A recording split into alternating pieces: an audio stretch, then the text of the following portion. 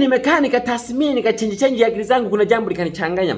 Nikajiuliza, je, ni msanii gani wa nyimbo za asili ambaye akivaa suti anaweza akacheza akapendeza akaendana nayo ile suti? Nikakaa nikafikiria kwenye akili zangu mimi, nikakoswa kwamba ni nani nimchague nani. Nikaona hili jambo niwaletee nyinyi mashabiki zangu. Nitaanza na mmoja mmoja, atakuwa anakuja anacheza, anakwenda, anacheza, anakwenda. Nyinyi ndio mtacomment kwamba ni nani aliyefanya vizuri. Nitaanza na wewe Kisima Nyanza Machapala. Njoo papa unyengemke, njoo papa, tunakusubiri, ingia stage-ni. Safi kabisa, ni kidogo tu. Ninakuja kwa Kaliwa Ngenji. Bangwa Ngenji.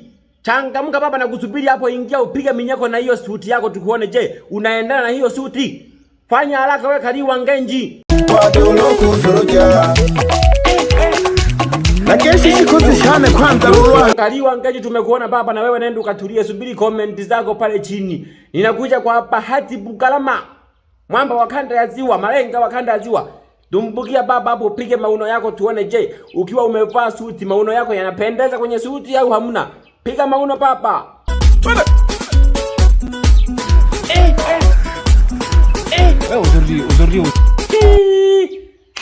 Wewe.